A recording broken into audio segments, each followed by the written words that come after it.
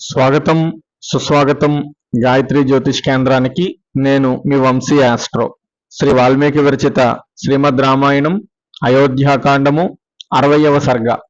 ఇంతలో కౌసల్య సుమంత్రుని చూచి ఏడుస్తూ ఇలా అంది: సుమంత్ర, నేను రాముణ్ణి విడిచి ఒక్క క్షణం కూడా ఉండలేను.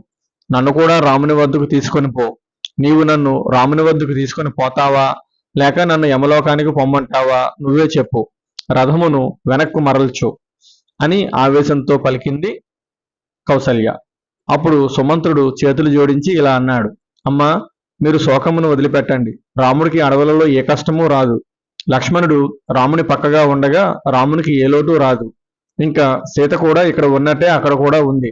ఏమాత్రం భయం బాధ పడటం లేదు.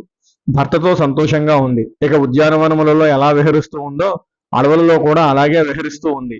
సీత తనకు నచ్చిన ఆభరణములు ధరించి ఎంతో ఉల్లాసంగా ఉద్యానవనములో తిరుగుతున్నట్టుగా అడవులలో విహరిస్తూ ఉంది. ఆమెలో ఆత్మవిశ్వాసము కనపడుతూ ఉంది. ఏమాత్రమూ దుఃఖము కనబడటం లేదు. సీత హృదయం ఎల్లప్పుడూ రాముని యందే లగ్నమై ఉంది. రాముడు ఎక్కడ ఉంటే అదే ఆమెకు అయోధ్య. రాముడు లేని అయోధ్య సీతకు అడవులతో సమానమే. కాబట్టి మనము రామలక్ష్మణుల గురించి గాని సీత గురించి గాని శోకించనవసరం లేదు. ఇంకా సీత కైకను గురించి ఏమేమో అన్నది, కానీ నాకు గుర్తులేదు. కానీ సీతారామలక్ష్మణులు మాత్రం ఎంతో ఉల్లాసంగా ఉన్నారు అని మాత్రం చెప్పగలను అని సుమంత్రుడు పరిపరి విధాలుగా ఓదారుస్తున్నా కౌసల్య తన దుఃఖమును మానలేదు. రామ రామ అని పలవరిస్తూ ఉంది. ఇది వాల్మీకి విరచిత శ్రీమద్ రామాయణం అయోధ్యాకాండము 60వ సర్గ సంపూర్ణము. ఓం తత్సత్. ఓం తత్సత్. ఓం తత్సత్.